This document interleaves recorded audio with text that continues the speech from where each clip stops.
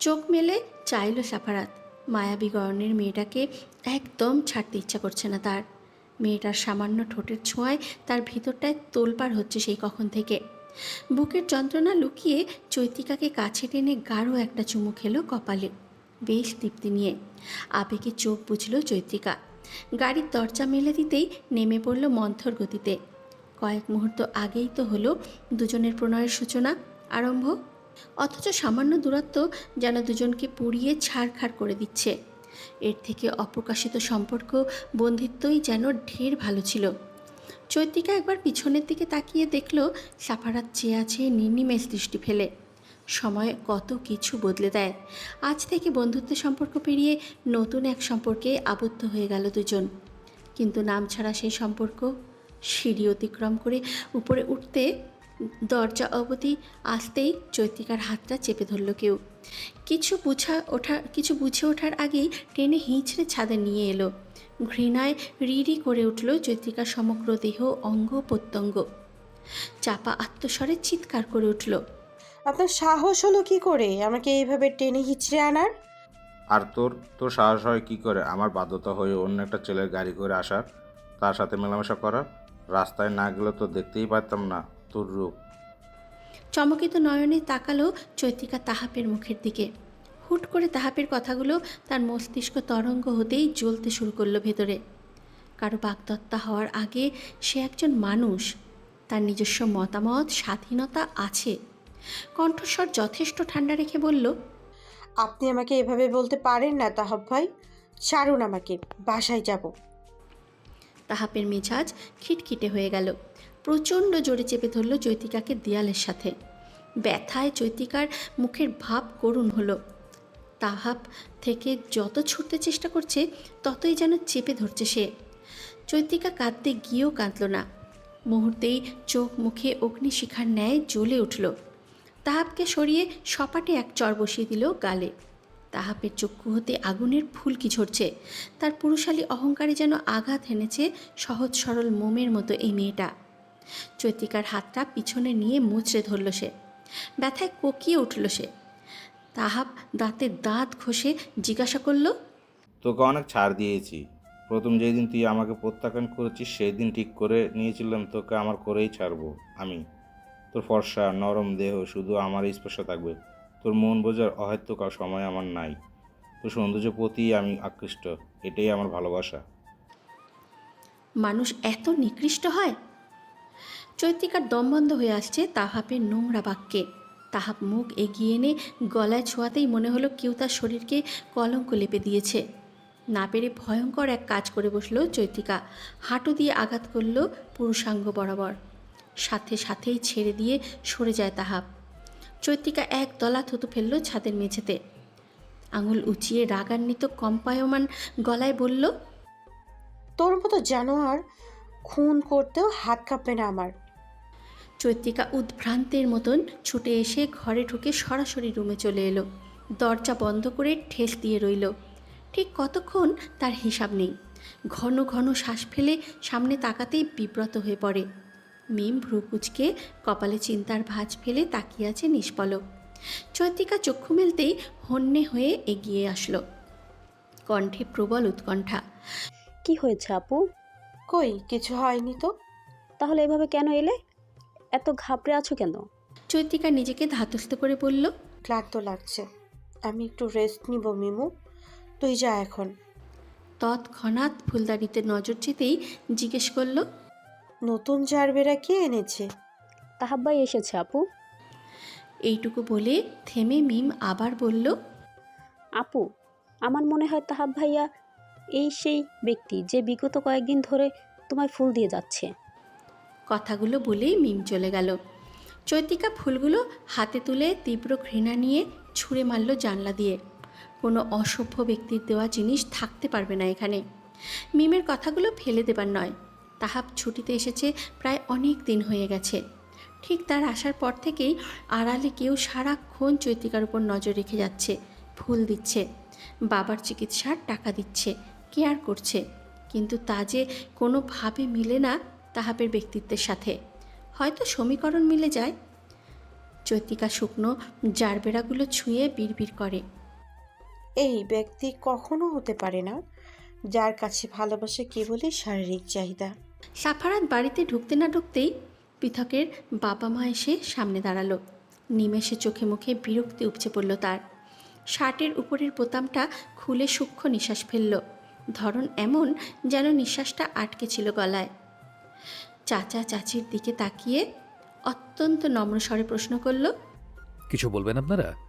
পৃথকের বাবা নিজের স্ত্রীর দিকে তাকালো একবার, মুখ ফিরিয়ে গমগমে স্বরে বললেন, আর আমার উপর আপনাদের অত্যাচার, আপনার ছেলের আমাকে মেরে ফেলার চেষ্টা, সবকিছুই মানুষ হয়েছিল, তাই? সাফারাতের প্রশ্নের পৃষ্ঠে জবাব দেওয়ার মতো কোনো শব্দ খুঁজে পেলেন না পৃথকের বাবা মা। উপায় না পেয়ে পৃথকের মা ডুকরে কেঁদে উঠলেন। সাফারাতের হাত ধরে বলতে লাগলেন, একটু দয়া করো, ছেলেটাকে ছাড়িয়ে আনো। আমি তোমায় কথা দিচ্ছি, ওর কারণে কখনো কোনো ক্ষতি হবে না তোমার। তুমি দয়া না করলে আমার ছেলেটার জীবন নষ্ট হয়ে যাবে। দয়া, আহা, এই যেন কোনো বিদ্রূপের হাসির যোগ্য সাফারাতের নিকট। হাসিটুকু চেপে রাখল। চিরাচরিত গম্ভীর স্বরে বলল, জেনে শুনে নিজের বুকে ছুরি মারার মানুষ আমি নই। ব্যাস, এতটুকুই একটা বাক্য। আর এক সেকেন্ডও ব্যয় না করে দ্রুত বেগে উপরে চলে গেল। পৃথকের মা মেকি কান্নার ফোঁটা মুছে কিরমিরিয়ে বলে উঠল, দেখলে এই ছেলের অ্যাটিটিউড? তোমাকে আগে বলেছিলাম সময় থাকতে শেষ করে দাও একে, কিন্তু তুমি আমার কথাই আমলে নিলে না। ওই মহিলা না জানি কি করলো যে এই ছেলে এমন আগুন হয়ে ফিরে এলো। পৃথকের বাবা চিন্তিত হয়ে সোফায় বসে পড়লেন। ছেলেকে কিভাবে মুক্ত করবেন জেল থেকে ভেবে কুলকিনারা পাচ্ছেন না। সাফারাত কোনো রাস্তাই রাখল না। সাফারাতের সাথে কথা বলা দূর, হিম শীতল দৃষ্টি দেখলেই অন্তরাত্মা শুকিয়ে যায় ওনার। ভোরের স্নিগ্ধ আলো ফুটেছে সবে। চৈত্রিকা জানলা মেলে দীর্ঘ একটা নিঃশ্বাস টেনে নিল ভিতরে। অর্ধরাত্রি নিদ্রাহীন কাটিয়ে প্রভাতের এই নির্মল বাতাসটুকু যেন খুব দরকার ছিল। চৈত্রিকার মস্তিষ্কে বিভিন্ন ভাবনার বিচরণ থেমে নেই। তাহাবের ব্যাপারটা বেশ ভাবিয়েছে তাকে। এছাড়া সাফারাতের সাথে নতুন করে পথ চলা, সাফারাতের অতীত সব চৈত্রিকার ঘুম কেড়ে নিয়েছে। কি হয়েছিল সাফারাতের অতীতে? না, চৈত্রিকা আর ভাবতে পারছে না। এবার সরাসরি সাফারাতকেই জিজ্ঞাসা করবে। চৈত্রিকার এখনও মনে পড়ে সিলেটের সেই স্মৃতিগুলো। কলেজে নতুনদের নবীনবরণ আজ। চৈত্রিকা তাড়াহুড়ো করে রেডি হয়ে কলেজে এলো। তারও যে আজ নবীনবরণ। কলেজে ঢুকে পরিচিত বান্ধবীদের না পেয়ে যখন খুঁজতে ব্যস্ত, তখন একটা ছেলের কণ্ঠ পেয়ে থমকে গেল পা দুটো আপনা আপনি। পিছনে তাকিয়ে দেখে 17 কি 18 বছরের একটা ছেলে দাঁড়িয়ে। নিমেষেই সকল তাড়াহুড়া ব্যস্ততা ভুলে যায় চৈত্রিকা। তার কিশোরী মন এক মুহূর্তের জন্য হলেও অজানা কারণে কেঁপে ওঠে। নরম গলায় বলে, আমাকে ডেকেছো? ছেলেটা একটুখানি এগিয়ে এলো, হালকা হেসে বলল, তোমাকেই রাখছি। প্রিন্সিপাল স্যারের অফিসটা কোথায় বলতে পারবে? চৈত্রিকার ভ্রু কুঁচকে গেল। মনে মনে বলল, অদ্ভুত, তুমি আর আসোনি কলেজে? না, ভর্তি হওয়ার পর আজকে এলাম। ও, এতদিন এতগুলো ক্লাস হলো অথচ আজ এলে? আমি এতদিন সিলেটে ছিলাম না, আমি ঢাকাতে থাকি। ঢাকাতে থাকলে এখানে কেন এলে? চৈত্রিকার চক্ষুদয় ছোট ছোট হয়ে এলো। ছেলেটা সেদিকে তাকিয়ে বলল, এতদিন নানার বাসায় ছিলাম, সিলেট আমার দাদু বাড়ি। ইন্টারটা এখান থেকেই কমপ্লিট করবো। বাই দ্য ওয়ে, আমি Safarat Ahmed. What's your name? কিশোর বয়সের চৈত্রিকা প্রথমবারের মতন কোনো ছেলের সান্নিধ্যে এসে কেমন ফ্রিজ হয়ে গেল। মনে মনে তার হাজারো লাল নীল নানা রঙের প্রজাপতি উড়ে বেড়াচ্ছে। যতবার তাকিয়েছে সাফারাতের দিকে, বুকটা ধুক ধুক করছে প্রচণ্ড। মন্ত্রমুগ্ধের ন্যায় চেয়ে প্রত্যুত্তর করল, আমি চৈত্রিকা। ও, চৈত্র মাস। চৈত্রিকা তীক্ষ্ণ দৃষ্টির নিক্ষেপ করল। পরক্ষণেই লজ্জিত ভঙ্গিতে আওড়ালো, চৈত্র মাস। ইয়েস, চৈত্রিকা থেকে চৈত্র মানেই চৈত্র মাস। চৈত্র মাস, আহা, শব্দটা কত কাল ডাকে না সাফারাত। চৈত্রিকা স্মৃতির পাতায় ডুবে রইল না আর। কত শত মুহূর্ত তাদের। স্মৃতিতে একটা মুহূর্ত জাগিয়ে তুলতেও সারা দিন ফুরিয়ে যাবে, তবুও শেষ হবে না। মিষ্টি সেই সময়গুলো, সেদিনের পর থেকেই দুজনের একটু আধটু কথোপকথনে গড়ে ওঠে বন্ধুত্ব, অতঃপর গভীর বন্ধুত্ব। ওদের এই বন্ধুত্ব নিয়ে কত হিংসে করত ক্লাসের সকলে। তখন চৈত্রিকার বেশ আনন্দ হতো, তৃপ্তি পেত। এটা ভেবে ক্লাসের সবচেয়ে সুন্দর ছেলেটার, সুন্দর মনের মানুষটার বেস্ট ফ্রেন্ড সে। দরজায় করাঘাতের শব্দে চৈত্রিকার মুখের হাসি মিলিয়ে গেল। প্রচণ্ড জোরে ধাক্কাচ্ছে কেউ। স্তব্ধ হয়ে গেল চৈত্রিকা। কিছু বুঝে ওঠার আগেই ফাহমিদার উত্তেজিত কণ্ঠস্বর ভেসে এলো দরজার অপর পাশ হতে। চৈত্রিকা দৌড়ে গিয়ে দরজা খুলে দিতেই ফাহমিদা মেয়ের উপর ঢলে পড়লেন। মাকে ধরে ভয়ার্ত চোখে তাকালো। ফাহমিদা বহু কষ্টে উচ্চারণ করলেন, তোর বাবা কেমন যেন করছে, চৈত্র কেমন যেন করছে। আর বলতে পারলেন না তিনি, ভেঙে পড়লেন কান্নায়। চৈত্রিকার মনটা কু ডাকছে। মাকে পাশের চেয়ারে বসিয়ে পাগলের মতো ছুটে এলো বাবার কক্ষে। বিছানায় ছটফট করছেন আহমেদ, শ্বাস ফেলছেন খুব জোরে জোরে। মিম বাবার হাত ধরে কেঁদে যাচ্ছে অনবরত। মাথাটা ভীষণ ফাঁকা ফাঁকা লাগছে চৈত্রিকার। কি করবে, কোথায় যাবে, কিছুই বুঝতে পারছে না। কয়েক পা পিছিয়ে হন্তদন্ত হয়ে সিঁড়ি অতিক্রম করে নিচে নেমে এলো। শ্বাস ফেলতে বড্ড কষ্ট হচ্ছে তার। গেটের দিকে যেতে যেতে পায়ের তলায় কিছু একটা বিঁধতেই ব্যথায় কুঁকড়িয়ে উঠল। উন্মুক্ত খালি পায়ের তলায় ইটের কণা বিঁধেছে। ব্যথায় দম বন্ধ হওয়ার জোগাড়। তাতে তোয়াক্কা করল না চৈত্রিকা। তার যে এখন বাবার জন্য ভাবতে হবে, বাবাকে বাঁচাতে হবে। দারোয়ান দেখল চৈত্রিকার রক্ত মিশ্রিত পায়ের ছাপ। আটকে উঠলেন তিনি। এগিয়ে এসে প্রশ্ন করল, কি হয়েছে মা? এই সাত সকালে তোমার এই অবস্থা? কাপা থাইকা তো রক্ত ঝরতেছে। চাচা, একটা গাড়ি ডেকে আনেন, বাবাকে হসপিটালে নিতে হবে। দারোয়ান কি শুনতে পেয়েছে চৈত্রিকার কথাটা? মেয়েটার মুখ দিয়ে শব্দ বেরিয়ে যেন বেরোচ্ছে না। কান্নাগুলো দলা পাকিয়ে আছে কণ্ঠনালীতে। চোখ দুটো ঘোলা হয়ে আসছে বারবার। হৃৎপিণ্ডটা অসম্ভব অসহনীয় ব্যথায় ছিঁড়ে যাচ্ছে। চৈত্রিকার শ্বাস কি বন্ধ হয়ে যাবে এখন? হাত মুঠো করে ফের বলল, বাবাকে হসপিটালে নিতে হবে চাচা। দারোয়ান এবার বুঝতে পারল। চৈত্রিকাকে আশ্বাস দিয়ে বলল, তুমি কাইন্দ না, গাড়ি আনতাছি, আমি আনতাছি। উপরে এসে বাঁধল আরেক বিপত্তি। বাবাকে কিভাবে নিচে নিয়ে যাবে সেটা ভেবে চৈত্রিকার মুখ শুকিয়ে গেল। মিম অশ্রুসিক্ত ভেজা কণ্ঠে ফুপিয়ে বলে উঠল, বাবা তো হাঁটতে পারে না, নিচে নিব কিভাবে আপু? দারোয়ান একা পারবে না। চৈত্রিকা পাশের বাসার এক লোককে ডেকে আনলো। আজ খুব করে অনুভব করলো মেহুল বেঁচে থাকলে হয়তো একা হাতে বাবাকে উঠিয়ে নিয়ে যেতে পারত। একটুখানি সাহায্যের জন্য মানুষের দুয়ারে আকুতি মিনতি করতে হতো না তার। বাবার এই অবস্থার জন্য চৈত্রিকা নিজেকে দায়ী করলো। একটুখানি অসতর্কতার জেদের কারণে প্রাণপ্রিয় ছোট ভাইকে হারালো। বাবার তীব্র অভিমানে বঞ্চিত হলো ভালোবাসা থেকে। গাড়ি দ্রুত বেগে এগিয়ে চলেছে অফিসের উদ্দেশ্যে।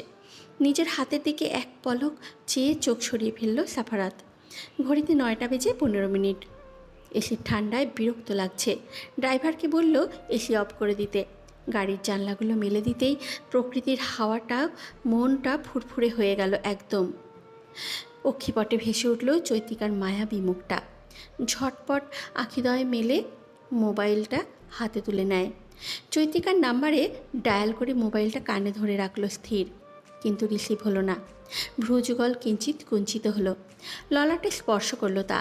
পুনরায় কল দিয়ে যখন একই হাল পেল, উদ্ভ্রান্তের ন্যায় লাগাতার কল দিতে থাকে সাফারাত। কল রিসিভ হলো দীর্ঘ লম্বা একটা সময় পর। অপর পাশের ব্যক্তিকে কিছু বলতে না দিয়ে ধমকে উঠল সাফারাত ক্রোধ মিশ্রিত স্বর দ্বারা। এতগুলো কল দিচ্ছি, ধরছেন না কেন আপনি চৈত্র? আপনি কি চাইছেন আমার নিঃশ্বাস আটকে যাক? অপর পাশে পিনপতন নীরবতা। নিঃশ্বাসের শব্দ শোনা যাচ্ছে কেবল, খুবই ক্ষীণ। সাফারাতের রাগ দ্বিগুণ বেড়ে গেল এতে। দাঁতে দাঁত চেপে বলল, স্পিক আপ ড্যাম ইট। আমার কোনো পরিচিত আত্মীয় স্বজন নেই এই শহরে। আমার বাবার লাশটা দাফনে একটু সহায়তা করবেন সাফারাত। হতভম্ব স্থবির হয়ে পড়ল সাফারাত। অত্যন্ত শান্ত ছিল চৈত্রিকার গলার স্বর। কলটা কেটে গেছে কিছুক্ষণ পূর্বে। কি বলল এটা চৈত্রিকা? হসপিটালের লম্বা করিডোরে পেরিয়ে বড় বড় পা ফেলে চৈত্রিকার বাবার কেবিনের কাছাকাছি এলো সাফারাত। বাদিকে তাকাতেই দেখে ফাহমিদা মিমকে বুকে নিয়ে কাঁদছেন। ক্ষণে ক্ষণে মায়ের বুকে ফুপিয়ে উঠছে মিম, কিন্তু চৈত্রিকা নেই। কোথায় গেল মেয়েটা? সাফারাতের বুকে চিনচিনে ব্যথা শুরু হলো। সাফারাত তো মায়ের ভালোবাসা পেয়েও মার হারানোর যন্ত্রণাটা আজও সহ্য করতে পারেনি। অন্যদিকে চৈত্রিকা সর্বদা বাবার ভালোবাসা পাওয়ার জন্য কাঙাল ছিল, হয়তো আজও কাঙাল রয়ে গেল মেয়েটা। সাফারাতের ইচ্ছে করছে না ফাহমিদা মিমকে সান্ত্বনা দিতে। এই মুহূর্তে তাদের কান্নাটাই সঠিক। প্রিয় মানুষ হারিয়ে গেলে কে না কাঁদে? না চাইতেও অশ্রু ঝরে পড়ে অশ্রু চক্ষু কঠোর হতে। কেবিনের দরজাটা ঠেলে ভিতরে প্রবেশ করে সাফারাত। নীরবতায় আচ্ছন্ন কেবিনটায় চৈত্রিকা বসে আছে স্থির, নির্নিমেষ, গভীর দৃষ্টিতে চেয়ে আছে সাদা কাপড়ে আবৃত বাবার নিথর দেহের পানে। চোখের পলকও যেন ফেলছে না মেয়েটা। সাফারাত ধীর পায়ে পাশে গিয়ে দাঁড়ালো। কোলের উপরে পড়ে থাকা চৈত্রিকা হাতটা ধরল আলতো করে। তৎক্ষণাৎ দৃষ্টি সরিয়ে সাফারাতের দিকে নিক্ষেপ করলো চৈত্রিকা। ছোট্ট করে বলল, আপনি এসেছেন? কি আশ্চর্য! মেয়েটার চোখে জলের ছিটে ফোঁটা নেই, কণ্ঠ নরম শান্ত। সাফারাত হক চকালো। এক ঝাঁক ভয় জেগে ধরল তার মনটাকে। এই মুহূর্তেই চৈত্রিকার পাগলের মতো কাঁদার কথা ছিল। কাঁদছে না কেন মেয়েটা? কেন কাঁদছে না? চৈত্রিকা কি তবে অতিশোকে পাথর হয়ে গেল? সব কিছু এলোমেলো লাগছে তার।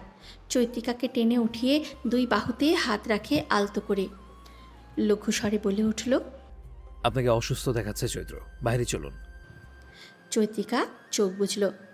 সাফারাতের এক হাতে হাত রাখল, বাঁধন বেশ নড়বড়ে। নিষ্প্রভ স্বরে বলল, বাবাকে সিলেটে নিয়ে যাওয়ার ব্যবস্থা করুন প্লিজ। বাবা বলেছে ওনার দেহটা যেন ওনার জন্মস্থানে সমাহিত করা হয়। কতটা সহজে কথাগুলো বলছে মেয়েটা। সাফারাতের ভিতরটা দুমড়ে মুচড়ে যাচ্ছে। চৈত্রিকাকে বুকের সাথে মিশিয়ে নিতে পারলে হয়তো শান্তি পেত। আপনি একটু নর্মাল হন প্লিজ, আমি সব ব্যবস্থা করে ফেলছি এখনই।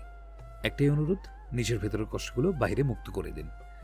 চৈত্রিকা সাফারাতের আকুতি ভরা কণ্ঠ শুনে মাথা নাড়ালো।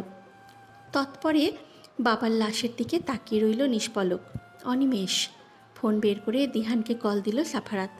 কারণ ফাহমিদা মিমকে সামলাতে হলে আরও একজনের প্রয়োজন। চৈত্রিকাকে বসিয়ে কেবিন থেকে বেরিয়ে এলো। মিম দাঁড়িয়েছিল কেবিনের অভিমুখে। সাফারাতকে দেখে মেয়েটা হাউ মাউ করে কেঁদে উঠল। হতবিবল হয়ে পড়ল সাফারাত। ঠোঁট চেপে মিমের মাথায় হাত রাখে শুধু। ওদের কিছু বলার ভাষা হারিয়ে ফেলেছে সে। দ্রুত বেগে স্থান ত্যাগ করে রিসেপশনে এলো। রিসেপশনের মেয়েটা এক গাল হাসলো তাকে দেখে। তাকিয়ে রইল স্থির। মেজাজ খিটখিটে হয়ে উঠল সাফারাতের। গম্ভীরভাবে সকল ফর্মালিটি পূরণ করে লাশ নেওয়ার ব্যবস্থা করে ফেলে। ইতিমধ্যে দিহানও এসে পড়েছে। ওয়ার্ড বয়দের বলা হলো লাশ অ্যাম্বুলেন্সে তুলে দিতে। হার্ট অ্যাটাকে মারা গিয়েছেন আহমেদ সাহেব। অ্যাম্বুলেন্সে উঠেছেন ফাহমিদা, দিহান। চৈত্রিকাও মিমকে উঠতে দেয়নি সাফারাত। ফাহমিদা সাফারাত ও দিহানকে এক দেখায় চিনতে পারলেও কিছু জিজ্ঞাসা করলেন না। এই মুহূর্তে একটা শব্দ উচ্চারণ করার ক্ষমতা নেই ওনার। চুপচাপ বসে আছেন। সাফারাত চৈত্রিকাকে নিয়ে গাড়িতে উঠবে, তখনই তাহাবের বাবা মা হাজির হয়। সাফারাতের হাতে চৈত্রিকার হাত দেখে ক্ষোভে ফেটে পড়ে তাহাব। এগিয়ে এসে চৈত্রিকার হাত ছাড়িয়ে নিতে উদ্ধত হলে সাফারাত এক হাতে চৈত্রিকাকে নিজের সাথে জড়িয়ে নেয়। তাহাবের চোখ দুটো জ্বলে ওঠে, কিন্তু তা যেন সাফারাতের রক্তিম চক্ষুদয় হতে নিতান্তই তুচ্ছ, নিরর্থক। কপালের শিরাগুলো দৃশ্যমান সাফারাতের। চোয়াল শক্ত হয়ে উঠেছে। পরিস্থিতি বিবেচনা করে কণ্ঠে নম্রতা হেঁটে বলে উঠল, চৈত্রের অবস্থা ভালো না, আর এখন সিন ক্রিয়েট করার সময় নেই। আপনি কে আমি জানি না, তবে পরে রাগ ক্রোধ দেখাবেন, এখন না। মিম পাশ থেকে বলে উঠল, ভাইয়া, উনি আপুর বাগদত্তা। সাফারাতের রাগটা মাথাচাড়া দিয়ে উঠল সঙ্গে সঙ্গে। তাহাব ক্রুদ্ধ কণ্ঠে বলল, চৈত্র আমার সাথে যাবে। আর আপনিই বা কে হন চৈত্র? আমার বাধ্যতাকে আপনি কোন অধিকার ছুঁয়েছেন? চৈত্রিকার এতক্ষণ নিবিড়তা ভেঙে গেল। কণ্ঠে গভীর আর্তবিষাদের ছাপ। আমি আপনার সাথে যাব না, সাফারাতের সাথে যাব আমি। সাফারাতের পরিচয় আপনার জানতে হবে না, শুধু এইটুকু জেনে রাখুন, আমার একমাত্র ভরসার স্থান সাফারাত। যদি পারেন অমানুষের মুখোশ খুলে মানুষ হবেন। আমার বাবার নিথর দেহ পড়ে আছে, অথচ আপনার মধ্যে ন্যূনতম মানবিকতা নেই। আমার চোখের সামনে আসবেন না আপনি, একদম আসবেন না। সাফারাত তাহাব দুজনের চোখ নিবদ্ধ চৈত্রিকার কঠোর মুখশ্রীতে। ভিতরে ভিতরে ভীষণ ফুসছে তাহাব। চৈত্রিকাকে মেরে ফেলতে ইচ্ছে করছে তার। চৈত্রিকার দেহে অন্য পুরুষের স্পর্শ তার সহ্য হচ্ছে না। না, এটা ভালোবাসা না। তাহাব শুধু একান্তভাবে নিজের নিকৃষ্ট ছোঁয়া আর আঁকতে চায় চৈত্রিকার দেহের সর্বাঙ্গে। তাহাবের বাবা মা কিছু বলতে পারছেন না। পরে এসব নিয়ে কথা হবে বলে তাহাবকে টেনে নিয়ে যান ওনারা। চৈত্রিকা কারও অপেক্ষা না করে মিমকে নিয়ে গাড়িতে বসে পড়ে। সাফারাত বসে তার পাশে। ধূসর রঙের চক্ষু দুটি সারা রাস্তা শুধু চৈত্রিকার দিকে তাকিয়ে পার করে। অপেক্ষা করে কখন চৈত্রিকার নেত্রযুগল হতে বেয়ে যাবে এক ফোঁটা জল। জলে ভিজিয়ে দেবে সাদা শার্ট, প্রশস্ত বক্ষস্থল। সন্ধে গড়িয়ে রাতের আধারে ঢেকে গেছে ধরিত্রী। ঘরের ভেতর মানুষের শোরগোল। পাড়া প্রতিবেশীদের আগমন ঘটেছে সান্ত্বনা দেবার লক্ষ্যে। কিন্তু চৈত্রিকার যে কোনো ধরনের সান্ত্বনা চাই না। তার স্রেফ বাবাকে চাই। হসপিটালে নিয়ে যাওয়ার সময় গাড়িতে বাবার মাথায় হাত বুলিয়ে দেবার দৃশ্যটা পুনরায় চায়। বাবা তো তার হাতটা ধরেই শেষবার নিঃশ্বাস ত্যাগ করেছিল। তখন থেকেই চৈত্রিকার চোখের জল শুকিয়ে গেছে, ভিজে ওঠে না চোখের কোল। আজ চারপাশে মানুষের উচ্চ আওয়াজ, ফিসফিস করা শব্দের শেষ নেই। শেষ হয়ে গেছে বাবার সেই ক্রোধ মিশ্রিত ধমক। মুখ ফিরিয়ে নেওয়া। টলমল পায়ে পুকুরঘাটে এসে বসল চৈত্রিকা। ওদের বাড়িটা তো আহমেদ বিক্রি করে দিয়েছে। এখন যেখানে আছে সেটা আহমেদের চাচাতো ভাইয়ের বাড়ি। বিকেলের দিকে শেষ হয়েছে ওনার দাফনের কাজ। ভেজা মাটির গন্ধ আসছে, পিচ্ছিল হয়ে আছে পুকুরঘাট। শেষ বিকেলে বৃষ্টি হয়েছে। বৃষ্টি হয়তো চেয়েছে চৈত্রিকাদের জীবনের সকল কষ্ট ধুয়ে মুছে নিতে, কিন্তু বরাবরই ব্যর্থ হলো। নতুন এক কষ্টের যে সূচনা হয়েছে মাত্র। কারো পদধ্বনি পেয়ে চৈত্রিকা ঘাড় বাঁকিয়ে চাইল। তাহাব দাঁড়িয়ে আছে ঠায়। বাড়ির উঠোন থেকে আসা আবছা আলোর ছটায় চৈত্রিকা তাকে দেখেও দেখেনি এমন ভাব করে সামনে তাকিয়ে রইল অনর। চোখ মুখ শক্ত করে গট গট পায়ে স্থান ত্যাগ করে আহাব। পরক্ষণেই আবারও পায়ের শব্দে চৈত্রিকা নড়ে চড়ে বসল। বিরস স্বরে পিছনে না তাকিয়ে প্রশ্ন করে, কোথায় ছিলেন? সাফারাত পাশে দাঁড়িয়ে চৈত্রিকার দৃষ্টি লক্ষ্য করে সুদূরে রাখল। অন্ধকার ব্যতীত কিছুই নেই। এদিকটায় তমসার ভিড়, চাঁদের আলো নেই। আকাশে মেঘ গর্জন করে উঠেছে ক্ষণে ক্ষণে। চৈত্রিকা পুনরায় প্রশ্ন করল, ঢাকা ফিরে যাবেন? হুম, আপনি বোধহয় ভুলে গেলেন ছেলেটা বাড়ি আছে আমাদের এখান থেকে কিছু দূরে। ভুলিনি, তবে 8 বছরের দূরত্ব মস্তিষ্ক থেকে অনেক কিছুই বেরিয়ে গেছে, নয়তো চাপা পড়ে গেছে। পুরনো হয়নি শুধু আপনার সাথে কাটানো সময়গুলো। সাফারাতের হৃৎপিণ্ডে কথাটা গিয়ে তীরের মতো বিঁধল। চৈত্রিকার হাতটা আঁকড়ে ধরে শরীরের অনেকখানি শক্তি ব্যয় করে। মেয়ে আন্টি, আপনি আমার সাথে চলেন আমাদের বাড়িতে। কয়েকটা দিন তো থাকবেন সিলেটে। এখানে আপনাদের প্রবলেম হবে। তাছাড়া তাহাফ আছে এখানে, আমি পারবো না ওকে এখানে সহ্য করতে।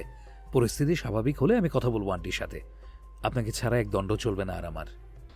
চৈত্রিকার কোনো হেলদোল হলো না। নির্লিপ্ত ভঙ্গিমায় দাঁড়িয়ে আছে সে। তার তো খুশি হবার কথা, আনন্দে চোখে জল আসার কথা। এত বছর ধরে যাকে ভালোবেসে এলো একপাক্ষিকভাবে, সে ভালোবাসে কি না না জেনে আজ সেই মানুষটা হাতের মুঠোয় বেঁধে বলছে তাকে ছাড়া থাকতে পারবে না। তবুও চৈত্রিকা নির্বাক। সাফারাত এবার বাধ্য হলো নিষ্ঠুর হতে। চৈত্রিকা এমন রোবটের মতো থাকলে তো তার জন্য ক্ষতিকর হতে পারে। যদি কষ্ট পায়, পাবে। তবুও এই মেয়েকে কাঁদাবে সাফারাত। টেনে নিজের বুকে নিয়ে এলো, কোমর জড়িয়ে নিজের সাথে চেপে ধরল কঠোরভাবে। বিদ্যুৎ চলে গিয়ে নিকষ কালকতে ডুবিয়ে দিয়েছে প্রকৃতি। প্রগাঢ় অন্ধকারে চৈত্রিকা হাতরে সাফারাতের শার্ট আঁকড়ে ধরে, মিনমিন করে বলল, বাবার কাছে যাব। সাফারাত গভীরভাবে ডেকে উঠল। চৈত্র। চৈত্রিকার গলার স্বর আর্তনাদ বেড়ে গেল হুট করে। ভালোবাসার অতি শান্তির স্থানে মুখ গুজে সারা দিন চেপে রাখা কষ্ট মুক্ত করে দিল। বাঁধ ভাঙা অশ্রু গড়িয়ে যাচ্ছে।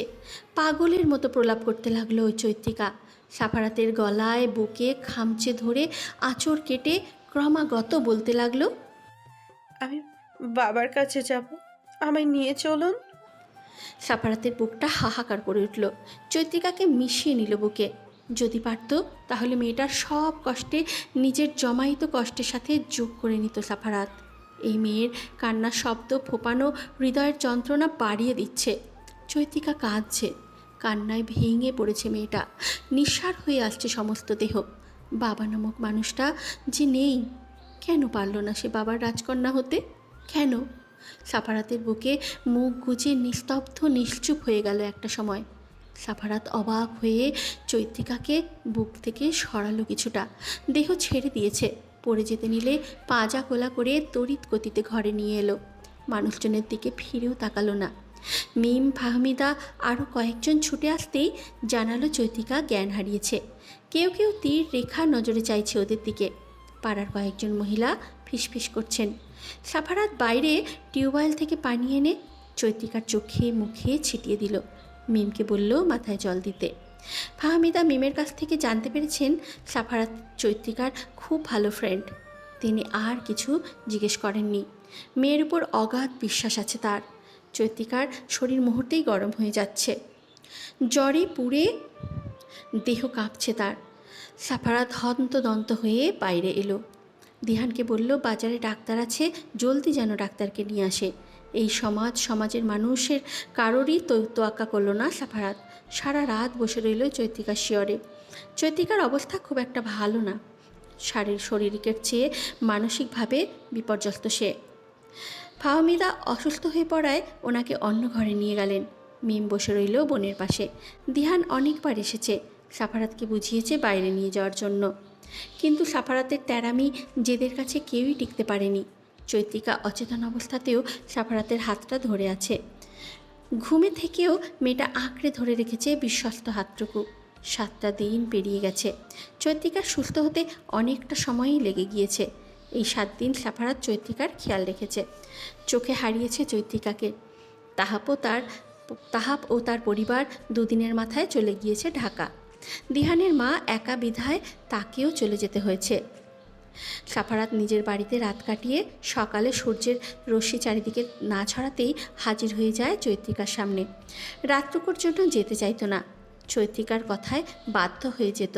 শুধুমাত্র বন্ধুত্বে মেয়ের প্রতি কোনো ছেলের এত পাগলামি, উন্মাদনা, চিন্তা ফাহমিদাকে ভাবিয়ে তুলল। চিন্তাগ্রস্ত হয়ে পড়লেন তিনি। তাহাপের মা ফোন করেছিলেন কিছুক্ষণ পূর্বেই। তাহাপ খুব শীঘ্রই চৈত্রিকার দায়িত্ব নিতে চায়। মন্থর গতিতে পা ফেলে মায়ের রুমে ঢুকল চৈত্রিকা। ক্ষীণ শব্দ কর্ণাধারে পৌঁছাতেই ফাহমিদা চোখ তুলে তাকালেন। চৈত্রিকার রোগা ফ্যাকাশে চেহারাটা অবলোকন করে তৎক্ষণাৎ মনে ব্যথাতুর যন্ত্রণা ছড়িয়ে পড়ে। সুস্থির দৃষ্টি নিক্ষেপ করে কয়েক পল চেয়ে থাকলেন মেয়ের রক্তশূন্য মুখশ্রী পানে। তিনি জানেন আহমেদ সাহেবের চিরতরে চলে যাওয়ায় সবচেয়ে বেশি আহত হয়েছে চৈত্রিকা। মা হয়ে শত আদরে মেয়েকে ভরিয়ে দিলেও বাবার আদর তো তিনি দিতে পারবেন না। চৈত্রিকার জীবনের এই অভাবটুকু পূর্ণ করার সাধ্য যে কারও নেই। হয়তো তাহাপের মাধ্যমে চৈত্রিকার বিষাক্ত জীবনে সুখ আসবে, তা ভেবে স্বস্তির নিঃশ্বাস ফেললেন। চৈত্রিকা মায়ের দিকে চেয়ে আনত স্বরে বলে উঠল, ডেকেছিলে আম্মু? ফাহমিদা এগিয়ে এসে চৈত্রিকার মাথায় হাত রাখলেন। বিয়ের বিষয় নিয়ে বলতে গিয়েও বললেন না। সব কিছু একটা নির্দিষ্ট সময় আছে এবং তার স্থান কাল বুঝে বলা উচিত। এই বিষয়টা দমিয়ে আদুরে কণ্ঠে বলে উঠলেন। চৈত্রিকা একটু ইতস্তত বোধ করে বলল। ফাহমিদা চমৎকৃত নয়নে চেয়ে রইলেন চৈত্রিকার দিকে নির্নিমেষ। মস্তিষ্কে পুরনো একটা কথা হানা দিতেই বলে উঠলেন, আমরা একটু পরই বেরিয়ে যাব। ট্রেনের টিকিট তো কাটা হলো না। সাফারাতের গাড়ি করে যাব আমরা। সাফারাতি কি সেই ছেলেটা যার কথা তুই কলেজে থাকতে বলেছিলি? আম্মু। ফাহমিদা বেশ অবাক হলেন। চৈত্রিকা মায়ের সাথে প্রায় অনেক কথা শেয়ার করে ছোট থেকেই, তেমনি কলেজ জীবনে সাফারাতের সাথে বন্ধুত্বের বিষয়টাও শেয়ার করে। চৈত্রিকা সর্বদা মায়ের নিকটে সাফারাতের প্রশংসায় পঞ্চমুখ হয়ে থাকত। সাফারাতকে ফাহমিদা দিহানের প্রস্তাব নিয়ে আসার আগে কখনো দেখেনি। ফাহমিদা একটু চুপ থেকে বললেন, ঠিক আছে, রেডি হয়ে নে। চৈত্রিকা মায়ের রুম থেকে বেরিয়ে মিমকে বলল রেডি হয়ে নিতে। নিজে রেডি হয়ে ছোট্ট বাটন ফোনটা বের করে জানলার কাছে ঘেঁষে দাঁড়ালো। সাফারাতের নাম্বারে ডায়াল করতেই রিসিভ হয়ে গেল সঙ্গে সঙ্গে। ওপাশ থেকে ভেসে এলো মোহনীয় কণ্ঠস্বর। শ্রবণ গ্রন্থিতে মাদকতাময় গাম্ভীর্য সেই স্বরে প্রবেশ করতেই চৈত্রিকার বুকে তোলপাড় করে মিহি সুরের ঘণ্টা বেজে উঠল। যা বলতে ফোন দিয়েছিল তা গুলিয়ে ফেলেছে। আজকাল সাফারাতের সান্নিধ্য সন্নিকটে। কণ্ঠস্বর চৈত্রিকাকে গভীর নেশায় ডুবিয়ে দেয়। এই এক সপ্তাহ সাফারাত নিজের কথা ভুলে দিন রাত যেভাবে পাশে থেকেছে তাতে সাফারাতের প্রতি চৈত্রিকার সম্মান ভালোবাসা বেড়ে গিয়েছে। চৈত্রিকার এখন মনে হয় সে নয় তার চেয়েও বেশি ভালোবাসে সাফারাত তাকে। কিন্তু এই ভালোবাসার সূচনা কবে থেকে? চৈত্রিকার কোনো রেসপন্স না পেয়ে সাফারাত গলা খাকারি দিয়ে ডেকে উঠল। চৈত্র কথা বলবেন না? আমতা আমতা করে উঠল চৈত্রিকা, ধরা গলায় বলল, যাওয়ার আগে বাবার কবরটা আরেকবার দেখে যেতে চাই। নিয়ে যাবেন? রাস্তা ধারে আছি, চলে আসুন। চৈত্রিকা এলোমেলো চুলগুলো গুছিয়ে মাথায় ঘোমটা টেনে দিল ওড়না সমেত। উঠান পেরিয়ে রাস্তার ধারে এলো। সাফারাত উল্টো ঘুরে আকাশের দিকে তাকিয়ে আছে নিষ্পলক। পরনে তার একটা কালো পাঞ্জাবি। এই প্রথম তাকে পাঞ্জাবিতে দেখল চৈত্রিকা। হৃৎপিণ্ডের নিয়ন্ত্রণ গতিহারা, অস্বাভাবিক হৃদযন্ত্রের স্পন্দন ক্রমাগত বেড়েই চলেছে। চৈত্রিকা বুকের দুরু দুরু নিয়ে নিঃশব্দে কিছুটা দূরত্বে রেখে দাঁড়ালো। সাথে সাথে সাফারাতের দৃষ্টি সরিয়ে নিয়ে পাশে রাখে। চেহারায় মলিনতা, চোখ দুটো ডেবে গেছে চৈত্রিকার। ঠোঁট কামড়ে ধরে সূক্ষ্ম একটা নিঃশ্বাস ফেলে সাফারাত। মৌনতা বজায় রেখে দুজন পাশাপাশি হেঁটে কবরস্থানের কাছে এলো। চৈত্রিকা দূর থেকে নতুন কবরটায় তাকিয়ে থাকে। বাবা কতটা নীরবে শান্তিতে শুয়ে আছে এখানে। চৈত্রিকা পাথরের মতন স্থবির। কয়েকটা মুহূর্ত কেটে যেতেই নিষ্প্রাণ স্বরে বলল, আপনার কি বাবার কথা মনে পড়ে সাফারাত? আপনার বাবা মার ব্যাপারে কিছু বললেন না যে? প্রশ্নটা কর্ণপাত হওয়া মাত্র সাফারাতের হাত মুষ্টিবদ্ধ হয়ে এলো, চোয়াল শক্ত। চৈত্রিকা পাশ ফিরে সাফারাতের এহেন রূপে বিস্মিত হতভম্ব। ঘাবড়ে গিয়ে বলল, কি হয়েছে? সাফারাত নিজেকে যথাসাধ্য শান্ত রাখল। গাম্ভীর্যের সহিত বলে উঠল, আমি নিজ থেকে কিছু না বলে কখনো আমার ব্যাপারে কিছু জানার জন্য ফোর্স করবেন না চৈত্র। এটা আমার আদেশ, রাগ যাই মনে করেন না কেন করতে পারেন, but don't force me, I hate this. চৈত্রিকার মুখের ভাব পরিবর্তন হয়ে গেল নিমেষে। বিমূঢ়তায় নির্বাক হারা ও সাফারাতের রাগান্বিত স্বরে অন্তঃস্থল কেঁপে উঠেছে। অভিমানে ভার হয়ে এলো মন, তবুও তা চেপে রাখল। দেখাবে না সাফারাতকে। ভালোবাসার মানুষের অতীত সম্পর্কে বর্তমান অবস্থা জানার অধিকার নিশ্চয়ই আছে। সাফারাত কেন তাকে বঞ্চিত করেছে অধিকার থেকে? চৈত্রিকা নিজেকে সংযত করে নেয়। হতে পারে সাফারাত সময় হলে নিজ থেকেই বলবে। উল্টো ঘুরে বাড়ির উদ্দেশ্যে হাঁটা শুরু করে দুজনে। চৈত্রিকা সাফারাতের কাছ থেকে শুনেছিল সাফারাতের দাদি ও চাচাতো বোন এখানে। অত্যন্ত নরম স্বরে জিজ্ঞাসা করে, আপনার দাদি বোন চলে গিয়েছে? গতকাল। ও। অতঃপর দুজনের মাঝে নীরবতা। আকস্মিক হাত ধরে আটকে দিল সাফারাত। চৈত্রিকা থমকালো, অবিন্যস্ত শঙ্কিত দৃষ্টি ফেলল চারপাশে। এইদিকে মানুষের চলাচল খুব বেশি নয়। অধিক প্রয়োজন ব্যতীত এই পথ ধরে হাঁটে না কেউ। চৈত্রিকার দৃষ্টি প্রশ্নসূচক, জিজ্ঞাসু। সাফারাত দূরত্ব ঘুচিয়ে সামান্য ঘনিষ্ঠ হলো। মুহূর্তেই হৃদযন্ত্রে স্পন্দন থমকে গেল চৈত্রিকার। কিছু বলবে তার শক্তি হারিয়ে ফেলেছে। বক্ষে রণঢাক বাজছে। ভালোবাসার পরম সুখ এঁকে দিল সাফারাত কপালে, ছুঁয়ে দিল নরম আর্দ্র ওষ্ঠদয়। চৈত্রিকার নত চিবুকে আঙুল রেখে উপরে উঠিয়ে তাকিয়ে রইল লুব্ধ নেত্রে। গভীর স্বরে আওড়ালো, খুব শীঘ্রই আমরা এক হব চৈত্র। শরীর কাঁটা দিয়ে উঠল চৈত্রিকার। দেহের প্রত্যেক ভাঁজে ভাঁজে কম্পন। সাফারাত নিজের মাঝে আগলে নেয় চৈত্রিকাকে। চৈত্রিকা লজ্জা পেল, অনুভব করল নিজের গাল দুটোর তাপমাত্রা। কত নিঃসংকোচ নির্লজ্জ একটা বাক্য উচ্চারণ করল সাফারাত। চৈত্রিকা ঠাহর করতে পারছে সাফারাতের সঙ্গ তাকে কাঁপিয়ে মারবে। সিলেটের ছোট্ট একটা গ্রামে দাঁড়িয়ে মাউন্ট এভারেস্টের হিম শীতল হাড় কাঁপানো ঠান্ডার মতো সাফারাতের স্পর্শ কাঁপাচ্ছে তাকে প্রকটভাবে। রন্ধে রন্ধে জাগিয়ে তুলছে অদ্ভুত এক শিহরণ। বৃষ্টিতে ভিজে চৈত্রিকার অবস্থা বেগতিক। দুদিন আগেই তো জ্বর সারল, এখন আবার বৃষ্টিতে ভিজে জবুথবু অবস্থা। দ্রুত বেগে সিঁড়ি বেয়ে দরজার সামনে এসে দাঁড়ালো। কলিং বেল চেপে অপেক্ষা করছে দরজা খোলার। গতকাল ঢাকা ফিরে এসেছে ওরা। আজ টিউশনিতে যাবার মতন মন মানসিকতা ছিল না, তবুও যেতে হয়েছে। স্টুডেন্টের এক্সাম। আজ অভিভাবক ফোন দিয়ে বলেছে আজকে পড়াতে না গেলে যে আর যেন না পড়াতে যায়। অথচ তারা বুঝতে দেয়নি সদ্য পিতৃহারা চৈতিকার মনের অনুভূতি। কথাটা মনে হতেই চৈতিকার ঠোঁটে তাচ্ছিলের হাসি ফুটে উঠল। মিম দরজা মেলে সামনে তাকিয়ে হতভাগ। তড়িঘড়ি করে উচ্চাওয়াজে বলে উঠল, এমন কাকভেজা হয়ে ফিরলে কেন আপু? দুদিন আগেই তো সুস্থ হলে। সাফারাত ভাই জানলে আবার পাগলামো করবে। মিমের শেষ কথাটায় উপহাসের রেশ স্পষ্ট। চোখ রাঙালো চৈতিকা। মিমকে ঠেলে ঘরের মধ্যে ঢুকে পড়ে। পা টিপে টিপে নিজের রুমে এসে মোবাইলটা খুঁজতে লাগলো। কোথাও পেল না। টিউশনিতে যাবার সময় ভুলবশত মোবাইলটা বাসায় রেখে চলে গিয়েছিল। এখন দুপুর 2টো বাজে। নিশ্চয়ই সাফারাত কল দিয়েছে। সকালে বলেছিল দুপুরে কল দেবে। মিটিংয়ে ব্যস্ত থাকার কারণে আর কল দেওয়া সম্ভব হবে না। চৈতিকা মিমের রুমে ছুটে এলো। বড় বড় শ্বাস ফেলে বলল, আমার মোবাইলটা দেখেছিস? টেবিলের উপর। ভাইয়া অনেকবার কল দিয়েছেন, প্রায় 19 বার, প্রায় 29 বার। 30 বার পূর্ণ হতে দেইনি আমি, তার আগে টুপ করে রিসিভ করে ফেলেছি। মিমের কথা শুনে চৈতিকা হাসবেই না কাঁদবে বুঝতে পারছে না। তবে সাফারাত যে আজ তাকে রাগে ভস্ম করে দেবে দিব্যি কল্পনা করতে পারছে সে। মোবাইলটা হাতে নিতে নিতে শঙ্কা ভরা গলায় প্রশ্ন ছড়ে মিমের দিকে, কি বলছেন? আমাকে কেমন আছি এটাই জিজ্ঞেস করলো। আর ভ্রু কুঞ্চিত করে তাকালো চৈতিকা। কপালে চিন্তার ভাঁজ। মিম মুখে সিরিয়াস ভাব এনে বলল, আর উনি আসেন আমাদের বাসায়। চৈতিকার আখিদয়ে আতঙ্ক দেখা দিল মুহূর্তেই।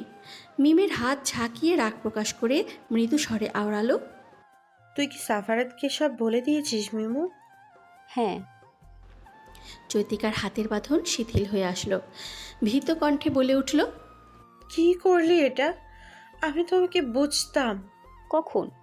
কখন বুঝতে তুমি আপু? একটু পরে তোমার আকদ তাহাব ভাইয়ের সাথে, আর এখন বুঝতে তুমি? তাহাব ভাইয়ের নিকৃষ্ট চেহারাটা পর্যন্ত উন্মোচন করলো না আম্মুর সামনে। উল্টো দিকে আম্মু তোমার সুখ নিয়ে ভাবছে, বারবার মান সম্মান নিয়ে ভাবছে। কেবল আমি জানি তোমার আসল মুখ শারাফাত ভাইয়ের মধ্যে নিহত। শারাফাত ভাই পারবে আম্মুর ম্যানেজ করতে। তোমার মতো লুকিয়ে রাখা অসম্ভব না আমার দ্বারা। চৈতিকা চিন্তায় পড়ে গেল। আজ সকালেই ফাহমিদা অকস্মাৎ জানিয়েছেন তারও তাহাবের আকদের কথা। স্তম্ভিত হয়ে পড়ে চৈতিকা। স্বামী হারিয়ে ফাহমিদার অবস্থাও শোচনীয় নয়। তার মধ্যে তাহাবের ব্যাপারটা কিভাবে খুলে বলবে? বিয়েতে নাকচ করবে বুঝে উঠতে পারছিল না। সাফারাতকে জানানোর সিদ্ধান্ত নিয়েও পারল না জানাতে। মাত্র কয়েকদিনেই তো গড়িয়েছে প্রণয়ের। সাফারাতকে বিয়ের কথা বলাটা বা বিয়ে নামক ভেজাল চাপিয়ে দেওয়া যায় না। তাই সিদ্ধান্ত নেয় নিজ থেকে সবটুকু সমাধান করার এবং তাহাবকে উচিত শিক্ষা দেবার। কিন্তু এখন তো সাফারাত সব জেনে গেল। না জানি তার আগমনে কেমন ঝড়ের সৃষ্টি হবে। চুপচাপ গুমরামুখ হয়ে সোফায় বসে আছে চৈত্রিকা। মাথা নত তার। চোখে মুখে ভয় ভয় ভাব স্পষ্ট। সাফারাত নীরবতা ভেঙে কণ্ঠে গম্ভীরতা এঁটে বলে উঠল, তাহলে আপনি এই বিয়ে করবেন না বলছেন? চৈত্রিকা মাথা নাড়ালো। নিজের সিদ্ধান্তে অটল অনড় মেয়েটা। সাফারাতের হাত মোটো হয়ে এলো সঙ্গে সঙ্গে। রাগ উঠলে এই এক অভ্যেস তার। নয়তো রাগ কন্ট্রোল করা কষ্টকর হয়ে পড়ে। আর একবার রাগকে প্রশ্রয় দিলে সামনে কে আছে, কাকে আঘাত করছে তার কোনো পরোয়া করবে না সাফারাত। ফাহামিদা কিরমিরিয়ে বলে উঠলেন, কি সমস্যা তোর চৈত্র? সারা জীবন একা থাকবি? লাগবে না তোর আমাদের দেখার। নিজের কথা ভাব। মা হয়ে তোদের কষ্ট আর সহ্য করতে পারছি না। এবার আমায় একটু তোদের সুখ দেখে শান্তিতে মরতে দে। মায়ের কথায় চৈত্রিকার চক্ষু ছলছল করে উঠল। অশ্রুসিক্ত নয়নজোড়া নিক্ষেপ করল ফাহমিদার মুখের দিকে। বাইরে ঝড় বইছে। আকাশ ভেঙে বৃষ্টির ফোঁটা ছুঁয়ে দিচ্ছে ধরিত্রীর মাটি মৃত্তিকা। বাতাসের ঝাপটার বাঁ দিকের খোলা জানলাটা সজোরে বন্ধ হয়ে গেল। মৃদু চমকে উঠে চৈত্রিকা, মিম, ফাহমিদা। মিম উঠে গিয়ে জানলাটা লাগিয়ে এলো। সাফারাত বদ্ধ সেই জানলার দিক হতে দৃষ্টি ফিরিয়ে ফাহমিদার উদ্দেশ্যে অতিশয় নরম কণ্ঠে শুধালো। আমি একটু একা কথা বলতে চাই চৈত্রের সঙ্গে, যদি আপনি অনুমতি দেন। ফাহমিদা কিছুক্ষণ ভাবলেন, প্রত্যুত্তরে জানালেন, ঠিক আছে।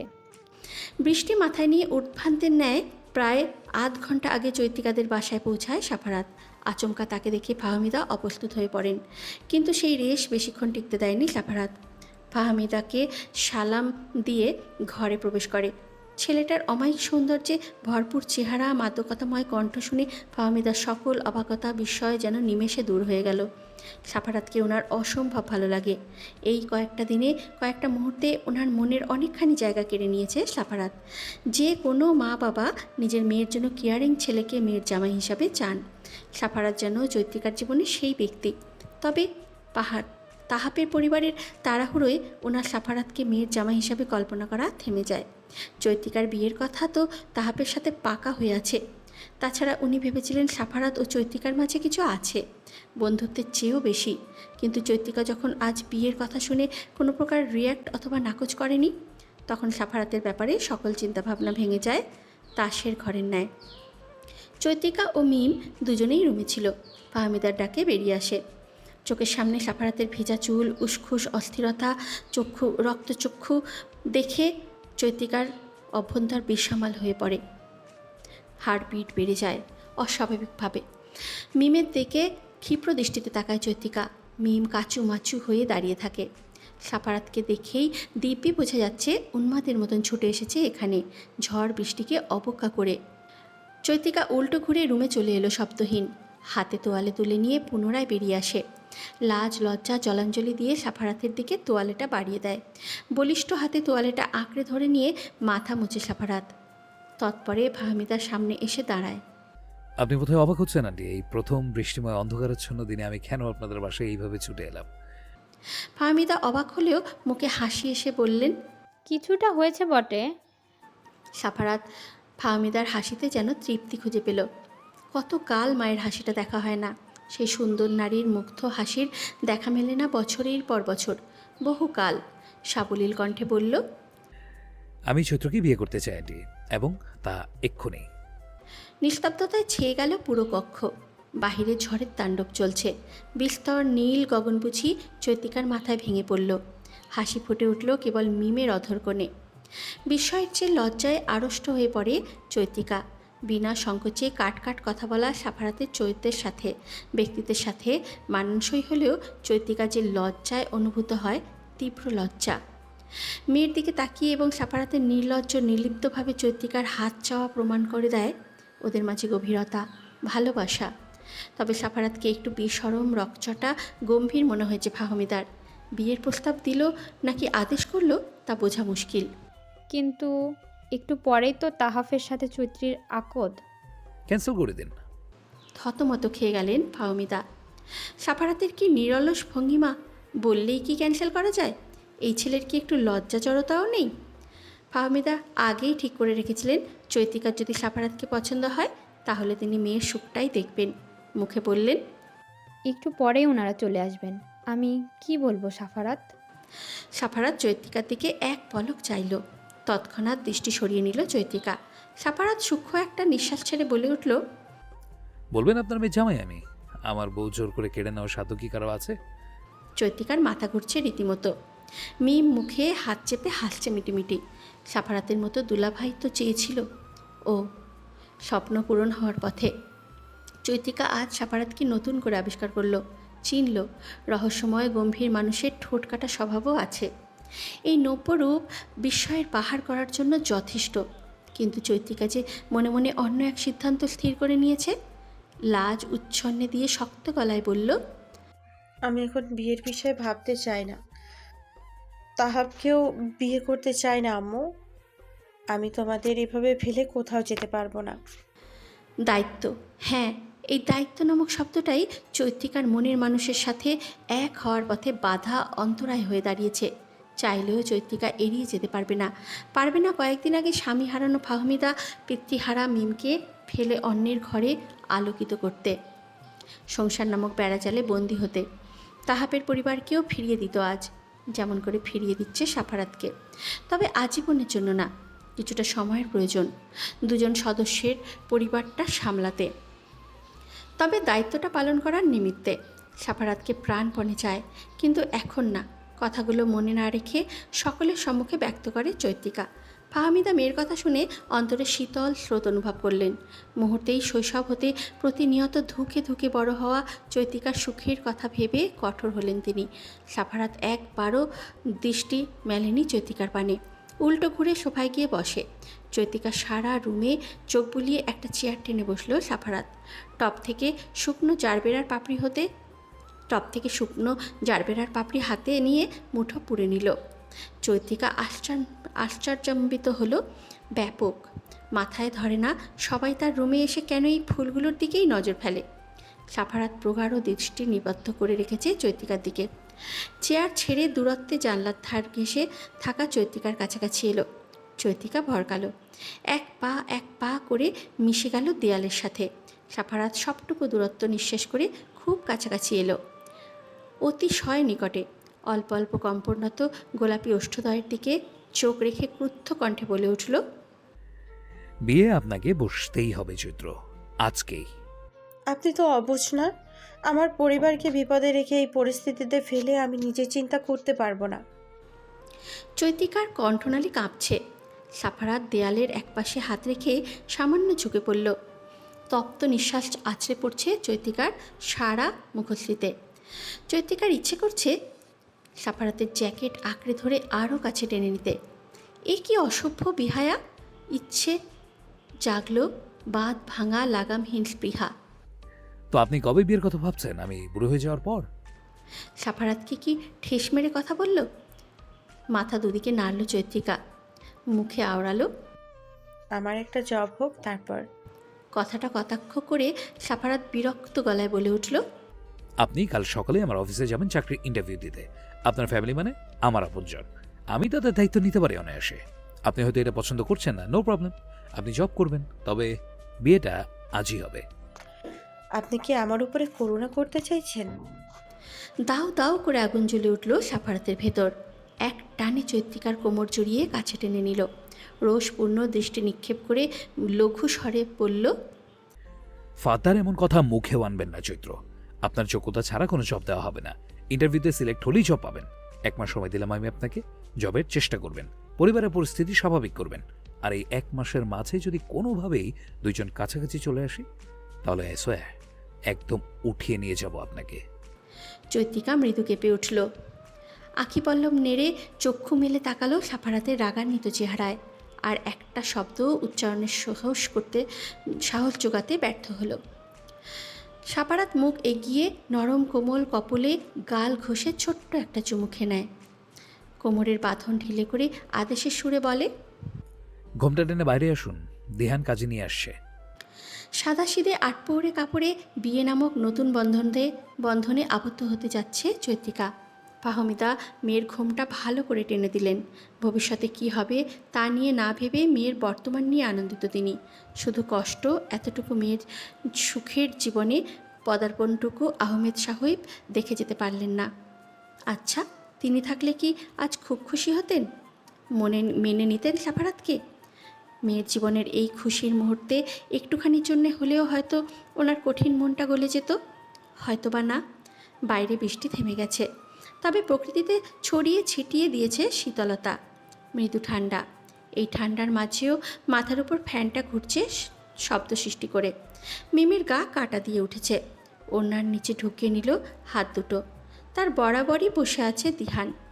একবার শুধু এই ছেলের দিকে তাকিয়েছিল মিম। দিহানের মুখের হাসির ছটা দেখে যেই সে মুখ ঘুরিয়েছে, আর ভুলেও তার দিকে ফিরে তাকায়নি। এই ছেলেকে দেখলে গা পিত্তি জ্বলে ওঠে। সাফারাত গম্ভীর মুখে বসে আছে। অনেক সময় পেরিয়ে গেছে, কাজী সাহেব এসেছেন, কাবিনের কাগজ রেডি করছেন, কিন্তু এত দেরি ভালো লাগছে না সাফারাতের। বিরক্তিতে মেজাজ খিটখিটে হয়ে যাচ্ছে। গম্ভীর স্বরে বলে উঠল, একটু জলদি করুন। কাজী সাহেব হতভম্ব হয়ে গেলেন, দাঁত কেলিয়ে বললেন, শেষ আর 1 মিনিট বাবা। 1 মিনিটের বেশি যেন না হয়। লজ্জায় মরিমরি অবস্থা চৈত্রিকার। মিম দিহান হাসছে, ফাহমিদা অন্যদিকে চেয়ে রইলেন। এই ছেলের কি একটুও তর্স হয়েছে না? বিয়ে তো তার কাছেই দেওয়া হবে। সাফারাত যে এত বিয়ে পাগল তা আগে জানত না চৈত্রিকা। শেষমেশ এতগুলো মানুষের সামনে লজ্জায় ডুবতে হলো। সাফারাতের তাতেও কোনোরূপ প্রতিক্রিয়া নেই, বিরক্ত ভঙ্গিতে অপেক্ষা করে চলেছে। ফাহমিদা চৈত্রিকার কাছ থেকে একটু একটু জেনেছে সাফারাতের পরিবার সম্পর্কে।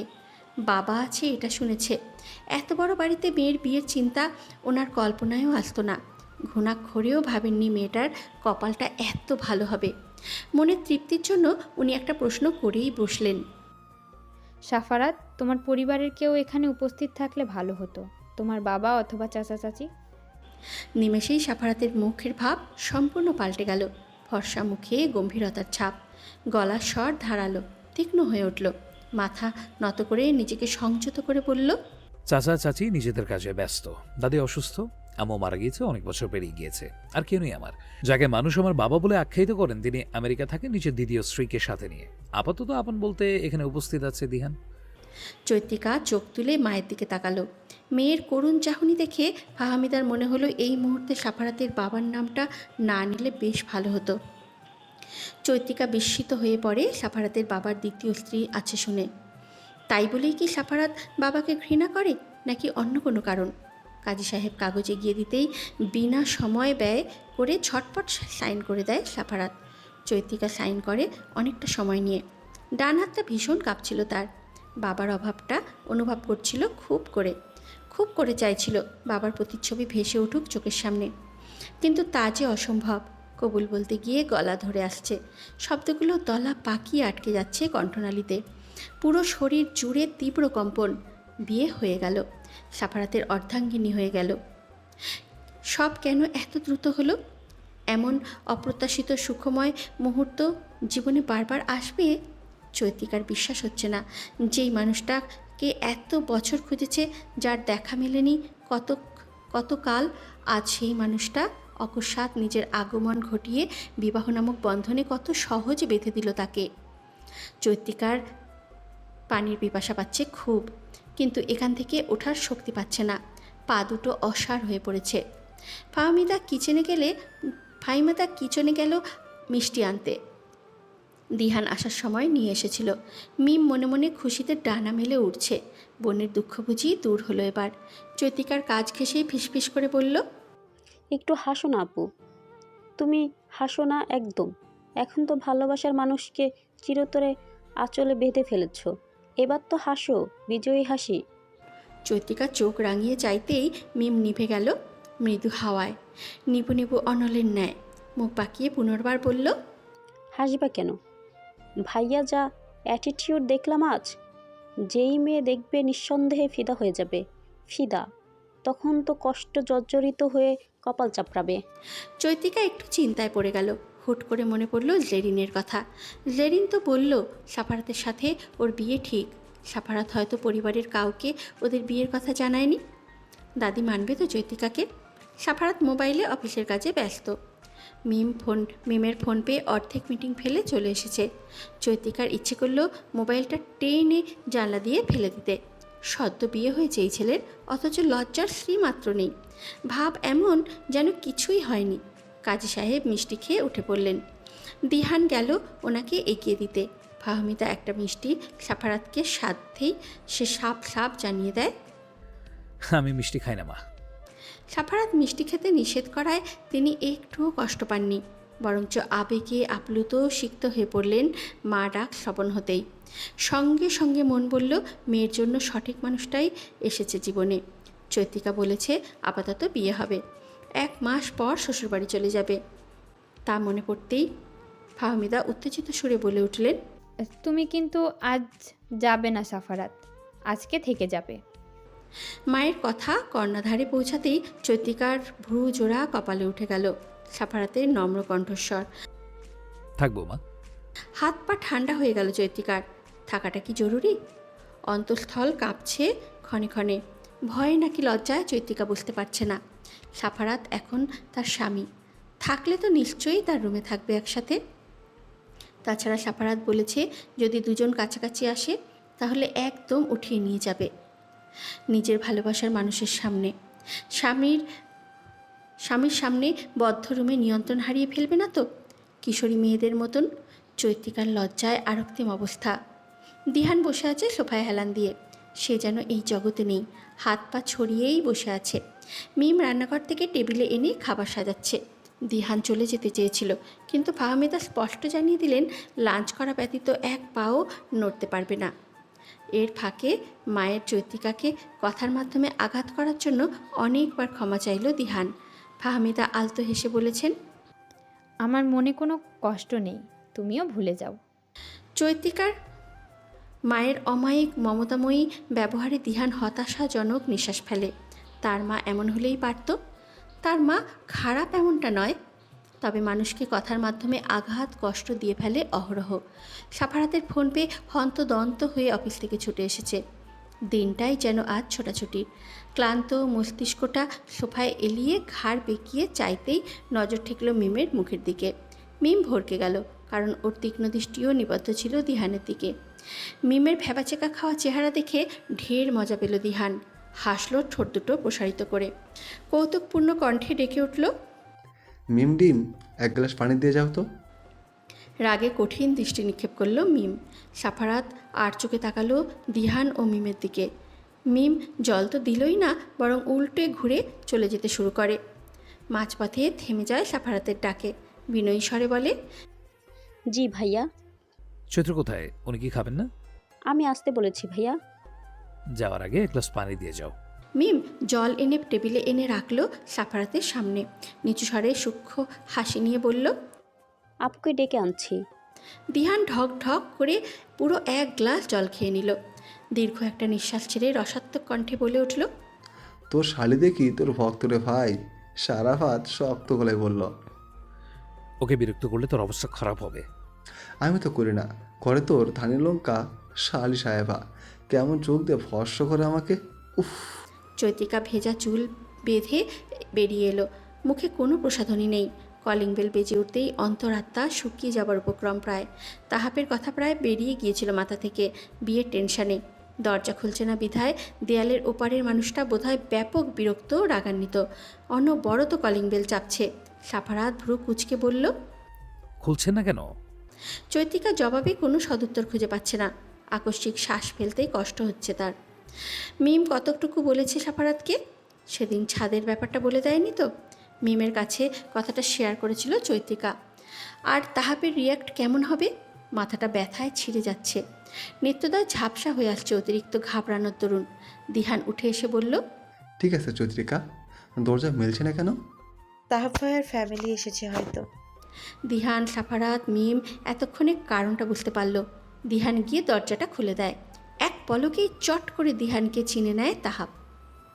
ক্রুদ্ধ চোখে চেয়ে ভিতরে প্রবেশ করে। ফাহমিদা এসে তাহাবের বাবা মার সাথে কুশল বিনিময় করে বসতে বলেন। তাহাব শক্ত হয়ে দাঁড়িয়ে আছে সাফারাত ও দিহানকে দেখে। পরিস্থিতি বিগড়ে যাক তা পূর্বেই ফাহমিদা মুখে হাসি ফুটিয়ে বললেন, দাঁড়িয়ে আছো কেন, বসো। তাহাব না বসে তীর্যক কণ্ঠে প্রশ্ন করে। ওরা কি আকদ উপলক্ষে এসেছে এখানে? মুহূর্তেই একটা ভরাট গম্ভীর স্বর শোনা গেল। না তো, বিয়ে করতে এসেছে। করা শেষ। মাথায় ঘুমটা টেনে রাখা মেয়েটা বর্তমানে আমার বউ। হতভম্ব, বিস্মিত, চমক, অবাকতা সবগুলো শব্দের দেখা মিলল উপস্থিত সকলের মুখশ্রীতে। কেবল বাদ পড়ল সাফারাত। তার অভিব্যক্তি নির্বিকার, নির্লিপ্ত। চৈত্রিকা, দিহান কারো ভাবনায় আসেনি এভাবে ফট করে সত্যটা প্রকাশ করবে সাফারাত। তাহাব চৈত্রিকার দিকে অগ্নি দৃষ্টিতে চেয়ে কঠিন গলায় জিজ্ঞাসা করে, কি বলছে এসব? চৈত্রিকা নিরুত্তর। ফাহমিদা বোঝানোর চেষ্টা করে বলতে লাগলেন, সাফারাত ও চৈত্রিকা একে অপরকে পছন্দ করে। একটু আগেই ওদের বিয়ে হয়েছে। আমি মেয়ের সাথে তো আর জোর করতে পারি না। সব কিছু বলতাম আপনাদের, মোবাইলে বলার চেয়ে সরাসরি কথা বলাটা উচিত মনে হয়েছে, তাই। তাহাপের বাবা তেতে উঠলেন। ফাহমিদার কথাটা অসমাপ্ত রেখে বললেন, আপনার একদম উচিত হয়নি আমাদের সাথে মেয়ের বিয়ের পাকা কথা দিয়ে অন্যের সাথে বিয়ে দেওয়ার। আমি মানছি, কিন্তু আপনারা একটা দিক ভেবে দেখুন তো, চৈত্রী আপনার ছেলের বউ হয়েও অন্য কাউকে মনে ধরে রাখত, সেটা কি ভালো হতো? সংসারে শান্তি বই অশান্তিই হতো না, তাছাড়া ওদের জীবনটা নষ্ট হতো। তাহাপের বাবা মা কিয়ৎ পরিমাণ ভাবলেন ফাহমিদার কথাটা সত্যিই গুরুত্বপূর্ণ। তাছাড়া চৈত্রিকার অমতে জোর করে বিয়ে তো সম্ভব ছিল না। আহমেদ সাহেবের খুব ভালো বন্ধু তাহাপের বাবা। তিনি নিজের ছেলের দিকটা না ভেবে বন্ধুর মেয়ের দিকটাও ভাবলেন। ছোট্ট করে বললেন, ঠিক বলছেন ভাবি। বাবার উত্তরটা বিন্দু মাত্র পছন্দ হলো না তাহাপের। হিংস্র বাঘের মতন গর্জে উঠল সে। চৈত্রিকাকে না পাওয়ার হার মানতে পারবে না, মানবেও না। মিথ্যে বলছে এরা। এই মেয়ে আমার কাছে বিয়ে না বসার জন্য যত মিথ্যে বানোয়াট অভিনয় করেছে। বানিয়ে বলছে সবাই, চৈত্রকে ছাড়া আমি যাব না এখান থেকে। চৈত্রিকা মৌনতা ভেঙে বলল, মিথ্যে অভিনয় কেন করব? আপনার কুকীর্তি জেনে ফেলেছি বলে। কথাটা সহ্য হলো না তাহাপের। এক প্রকার হুলস্থুল বেঁধে গেল। দিক বিদিক ভুলে চৈত্রিকার দিকে তেড়ে যেতেই সাফারাতের বলিষ্ঠ হাতের আঘাতে ছিটকে পড়ল মেঝেতে তার শক্তপোক্ত দেহটা। ঘটনার আকস্মিকতায় হতবাক সবাই। তাহাপের ঠোঁটের কার্নিশ হতে তরল রক্তবিন্দু গড়িয়ে যাচ্ছে। সাফারাতের রক্তাক্ত লাল আভায় সিক্ত চক্ষু তাহাপের উপর। রাগে প্রদাহে কপালের শিরা উপশিরা ফুলে ফেপে উঠেছে। চৈত্রিকার হাত মুঠোয় পুরে ঝাঝালো গলায় চিৎকার করে বলে উঠল,